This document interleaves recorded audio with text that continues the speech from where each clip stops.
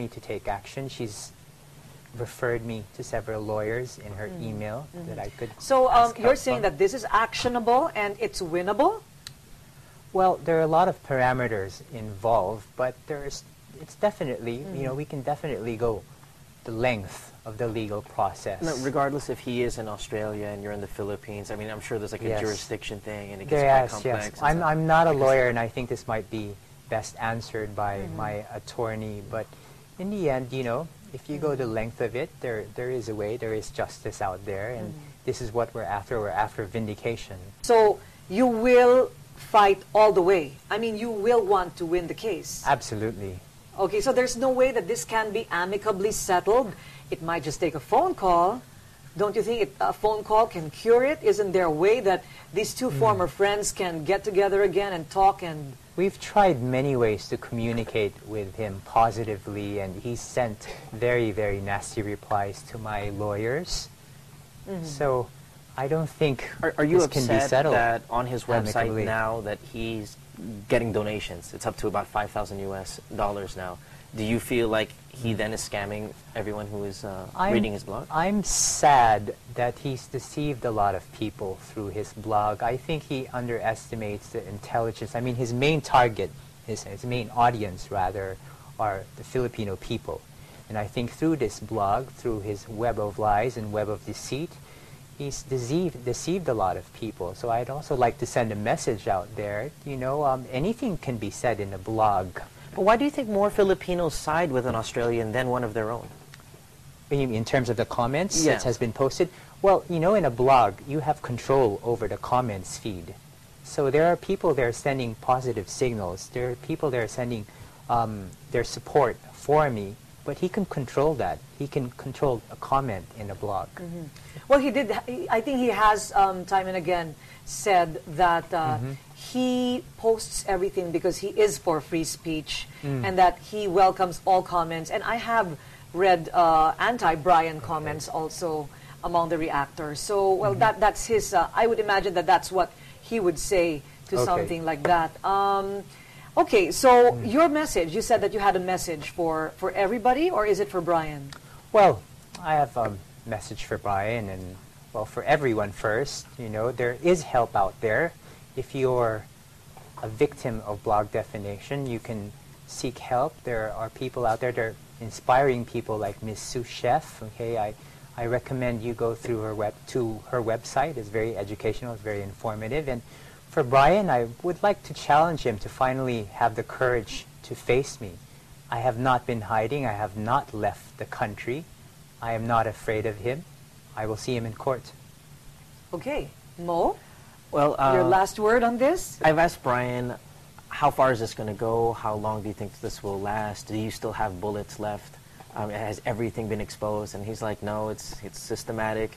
He's got a lot more explosive things that he wants to bring out there via his blog or via maybe a television interview or a radio interview.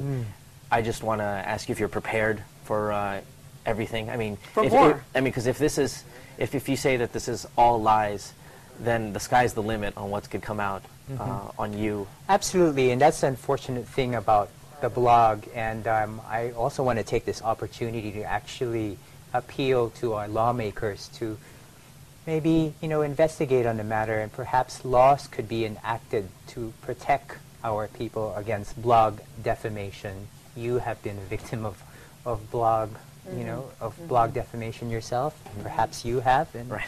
you know, I think there should be rights out there. I'm all for freedom of speech. I think, you know, enacting laws to control blogs does not hinder freedom of speech, but freedom of speech does not condone defamation, nor does it condone invasion of privacy. And as for Brian, you know, perhaps, you know, I can just imagine what he's going to post next in his blog. He'll definitely react to this. Are you ready? That is but natural. Absolutely. Absolutely. Thank you very much, DJ Montano. Thank you for the courage to come up and speak out to the public, and thank you for your trust in choosing ANC to air your story and your side of it. Mo Twister, thank you very much for being devil's advocate. Or should I say, for being the devil? That's right. I'm kidding. I'm kidding. No worries. We wanted to guest you for another episode. Well, I'm all yours every time. Anytime. Okay. We will be having more of Mo Twister next time. Thank you, Korina, and I'd also like to thank ABS-CBN for allowing us to air the truth about this matter. In the interest of fairness, always two sides or more. Maraming salamat. The members of the so-called Gucci gang are all out of the country and unreachable at the moment, but other members of the Montano family were also mentioned by Mr. Gorel in his blog, and they also asked for their chance to be heard. This when Korina Today returns.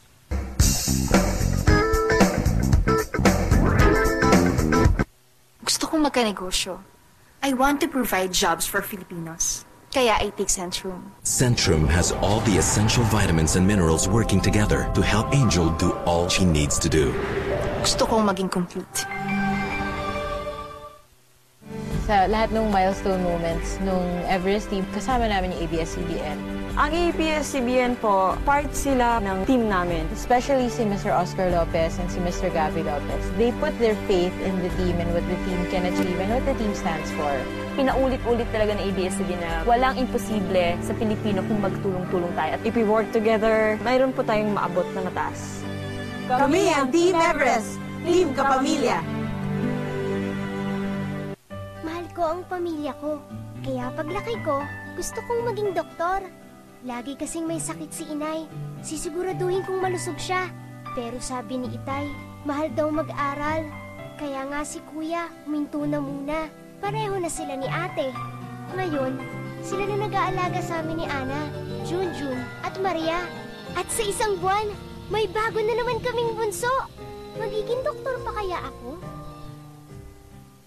Bigyang katuparan ang mga pangarap ng inyong mga anak. Magplano ng inyong pamilya. Ang mensaheng ito ay hatid sa inyo ng Trust Family Program. Nagbibigay buhay sa magandang bukas. Magpakailanman, ikaw ang mundo.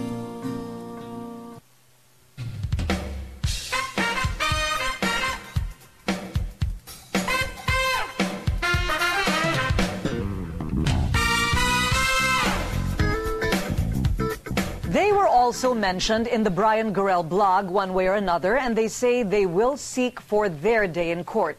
In the interest of fairness, we give a few minutes to other members of the Montano family mentioned in the blog. Benji Laurel is stepfather of DJ Montano. Aurora Montano Laurel, mother of DJ. Wina Montano Basa and Marvili Montano Villa are DJ's sisters. I know for a fact that you were mentioned in this particular blog. What do you think about blogging, Mr. Laurel? Well, as has been mentioned already, it's a new thing that nobody ever gets to defend themselves properly. That's the reason why we advised in the beginning DJ just to keep quiet, since it was not the proper forum to address the accusations that this fellow has been giving him. Were you not even tempted to also answer through the blog or to get in touch with Brian? Well, honestly, Korina, we didn't want to give him credence or even put him up that level. You know how this... you mean you didn't want to level with that? That's what you're trying to say. Yes. So what about what Mr. Gorel said was his perseverance in trying to get in touch with DJ and I think with the family, and to no avail? Well, first thing of all, we don't know him. We've never talked to him or what. And as to how he was trying to get in touch with us, we're very easy people to get in touch with. We have other friends, and there are other people that he has mentioned that know us. Why did you want to speak today, Mrs. Laurel? Well, because it's very unfortunate, Korina, because people have prejudged my son. They didn't get the side of my son. And, you know, what is 70,000 Australian dollars? It's so easy for us to pay. But my son doesn't owe him money. It is a matter of principle. Ang pinaglalaban namin dito, prinsipyo, dahil hindi totoo. Hindi totoo. So ang sinasabi ninyo, talagang walang $70,000. This all came from that amount. And I imagine what people are going to say, and a lot of people are watching us today. DJ may be lying. That's what I think that's what they're going to say, that he doesn't owe him money, but this all came from that 70,000 Australian dollars. What do you think is the motive behind it,